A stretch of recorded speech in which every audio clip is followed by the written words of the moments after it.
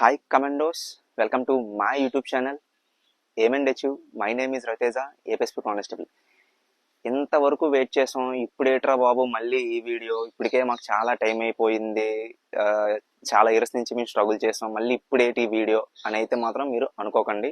First ఒకటే ఆలోచించండి, మీతో పాటు ఇప్పటి వరకు ప్రిపేర్ అయ్యి మీతో పాటే గ్రౌండ్ చేసి ఒక హాఫ్ మార్కు 1 మార్కు 1.5 మార్క్స్ 2 మార్క్స్లో పోయిన యాస్పిరెంట్స్ కోసం ఈ వీడియో నేను చేస్తున్నా. ఫస్ట్ మనం కష్టపడకన్నా ఎలాగో రాదులే అని అయితే వదిలికూడదు, మనం చేద్దాం, వస్తే వెల్ అండ్ గుడ్, చెయ్యకన్నా కూడా రాదు అని అయితే మాత్రం వద్దు. అయితే ఈ వీడియో మాత్రం ఎవరికైతే జాబ్ వస్తుందో పక్కాగా ఏపీఎస్పీ కానీ సివిల్ కానీ ఎవరికైతే వస్తుందో మీరైతే నెగ్లెక్ట్ చేయకుండా ఈ వీడియోని కొంచెం షేర్ చేస్తే, కొంచెం హైప్ చేస్తే వీడియోని చాలా మందికి అవేర్నెస్ వస్తుంది అనమాట. సో బార్డర్లో ఉన్న వాళ్ళ కోసం అయితే నేను ఈ వీడియో చేస్తున్నాను. అయితే వీడియో ఏంటి అంటే, డిఎస్సి ఆస్పిరెంట్స్ ఎవరైతే ఉన్నారో మీరు ఖచ్చితంగా నాకు మంచి మార్క్స్ డిఎస్సిలో నాకు వచ్చాయి, ఎలా చూసుకున్నా కూడా నాకు డిఎస్సి జాబ్ అయితే పక్కాగా వస్తుంది, అందులో డౌట్ లేదు అనే ఆస్పిరెంట్స్కి మొన్న ఇచ్చిన సెలక్షన్ లిస్ట్లో కూడా మీ నేమ్ కనుక ఉన్నట్లయితే, మీరు అన్విల్లింగ్ కనుక ఇస్తే బార్డర్లో మిస్ అయిపోయిన వాళ్ళకి ఖచ్చితంగా జాబ్ అనేది వస్తుంది. ఇలాగా మీరు ఆలోచించండి.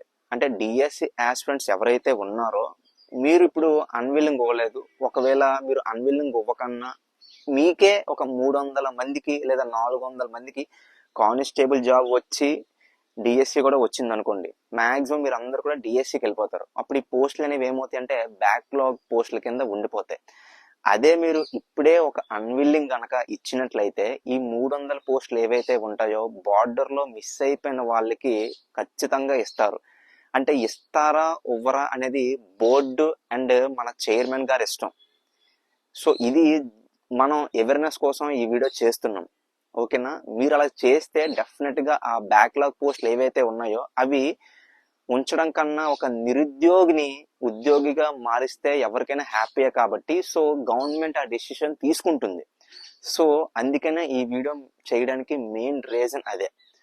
సో ఇప్పుడు డిఎస్సి ఆస్పిరెంట్స్కి ఎన్ని మార్క్స్ వచ్చాయి, ఈ డిఎస్సి ఆస్పిరెంట్ కానిస్టేబుల్ జాబ్ వచ్చిందా లేదా అనేది మీకున్న సర్కిల్, మీ ఫ్రెండ్స్ వాళ్ళ సిస్టర్స్ కానీ మీ ఫ్రెండ్ వాళ్ళ తమ్ముళ్ళు ఎవరైనా డిఎస్సి కనుక రాస్తే వాళ్ళకి ఎంత స్కోర్ వచ్చింది, సో వాళ్ళకి కానిస్టేబుల్ కూడా వచ్చిందా లేదా అని మీరు కనుక్కొని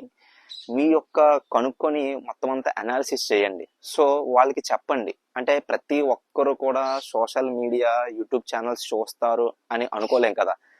సో మీరు తెలుసుకొని చెప్పండి. ఇలాగా మీరు కనుక అన్విల్లింగ్ ఇస్తే చాలా మందికి న్యాయం జరుగుతుంది. సో ఎన్నో ఏళ్ళ నుంచి కష్టపడ్డాం ఈ నోటిఫికేషన్ కోసం, ఇప్పుడు దగ్గరలోకి వచ్చి మనం జాబ్ కోల్పోతున్నాం. సో వాళ్ళు కనుక ఇచ్చినట్లయితే సుమారుగా ఒక 400 మంది అయినా ఖచ్చితంగా ఉంటారు, మ్యాక్సిమం ఉంటారు. సో మీకు ఖచ్చితంగా బార్డర్లో పోయిన వాళ్ళకి వచ్చే అవకాశం ఉంది. సో ఇది మనం ప్రయత్నిస్తున్నాం అంతే. సో ఈ వీడియో చూసిన తర్వాత చాలామంది బార్డర్లో ఉన్న వాళ్ళు నాకు వచ్చేస్తుందా అని అనుకోకండి. ఫస్ట్ ఇప్పుడు లిస్ట్ అయితే రిలీజ్ అయింది, మీ నేమ్ అయితే ఫస్ట్ అయితే లేదు. సో ఇప్పుడు మనం ఏం చేస్తున్నాం అంటే ఒక అవేర్నెస్ చేస్తున్నాం. అంటే ఖచ్చితంగా బ్యాక్లాగ్ పోస్టుల్ని ఆస్పిరెంట్స్తో ఫిల్ చేస్తే వాళ్ళకి న్యాయం జరుగుతుంది అనే దానికోసమే ఈ వీడియో. సో దీనివల్ల మీ లైఫ్ బాగుంటుంది. సో గవర్నమెంట్ అనేది ఏ డెసిషన్ తీసుకుంటుందో మనకి తెలియదు, బట్ వాళ్ళు కూడా ఈ యొక్క బ్యాక్లాగ్ పోస్టులు ఆస్పిరెంట్స్కి ఇస్తే మంచిది కదా అని వాళ్ళు అనుకోవాలి. సో ఈ వీడియోని మీరు ఎక్కువ మందికి షేర్ చేసి హైప్ కనుక చేస్తే ఎక్కువ మందికి రీచ్ అవుతుంది. సో మెయిన్గా ఈ వీడియో చేయడానికి మెయిన్ రీజన్ అదే. ఫస్ట్ మీరైతే మాత్రం ఇప్పటికే లేట్ అయిపోయింది మళ్ళీ ఏంట్రా బాబు అని అయితే అనుకోవద్దు. మీ ఫ్రెండ్స్ చాలా మంది మీతో ఇన్నాళ్ళు కష్టపడి బార్డర్స్లో మిస్ అయిపోయిన వాళ్ళు ఉన్నారు. సో మీరు అది ఆలోచించి మీరు కూడా ఈ వీడియోని షేర్ చేయండి. సో ఎవరికైతే సివిల్ ఏపీఎస్పీ జాబ్ వస్తుందో వాళ్ళందరికీ కంగ్రాచులేషన్స్. ఇంకా మిమ్మల్ని ఎవరు కూడా ఆపలేరు. సో ఇంకో డౌట్ చాలా మందికి ఏంటి అంటే, అది ఈ వీడియోలోనే మనం డిస్కస్ చేద్దాం. ఏంటి అంటే ఏపీఎస్ఎల్ పిఆర్బిలో నుంచి సెలక్షన్ లిస్ట్ అనేది రిమూవ్ చేశారు. సో సెలక్షన్ లిస్ట్ రిమూవ్ చేయగానే మ్యాక్సిమం నెంబర్ ఆఫ్ ఆస్పిరెంట్స్ బార్డర్లో, అంటే ఒక కట్ ఆఫ్ ఏదైతే ఉందో జస్ట్ ఆ కట్ ఆఫ్ మార్క్సే వచ్చిన ఆస్పిరెంట్స్ భయపడుతున్నారు. సెలక్షన్ లిస్ట్ అనేది తీసేశారు, మళ్ళీ తర్వాత లిస్ట్ పెడితే నా నేమ్ ఉంటుందా ఉండదా అని చాలా మంది ఆస్పిరెంట్స్ టెన్షన్ పడుతున్నారు.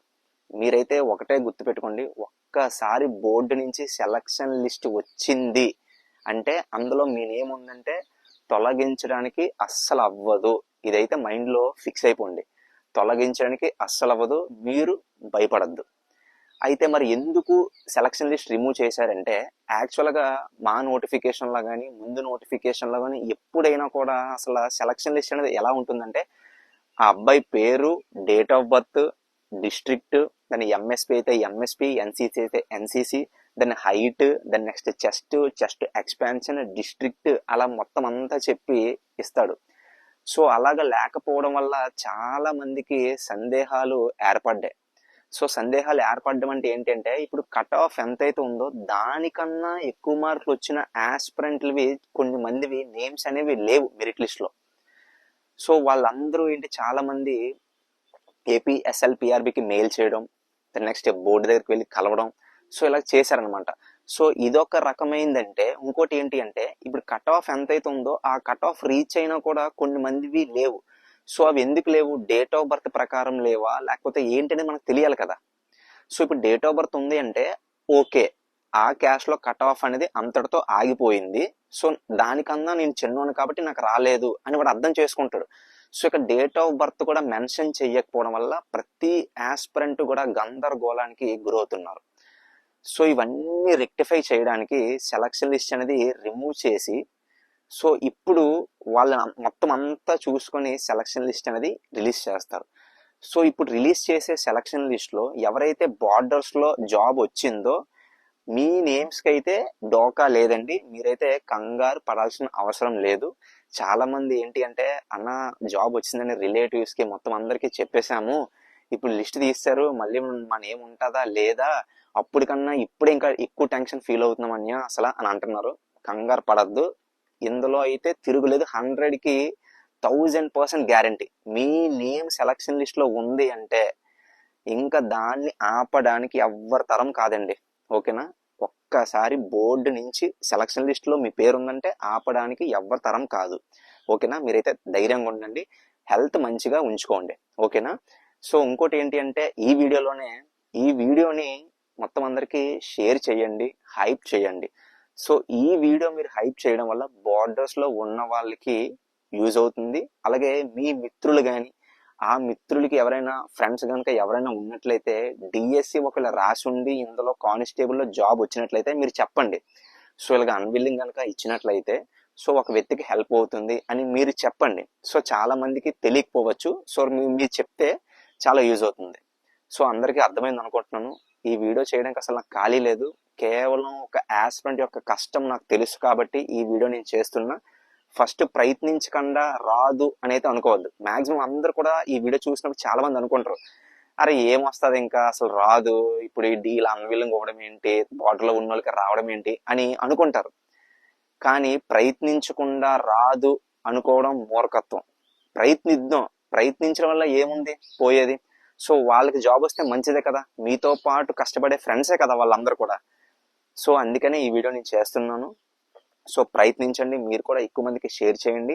సో బార్డర్లో మిస్ అయిపోయిన వాళ్ళకి ఎలాగైనా జాబ్ రావాలి అని నేను మనస్ఫూర్తిగా కోరుకుంటున్నాను. ఖచ్చితంగా వస్తుంది. ఈ వీడియోని మొత్తం అందరికీ షేర్ చేయండి. మన ఛానల్ కనుక సబ్స్క్రైబ్ చేసుకోకపోతే చేసుకోండి. జై హింద్.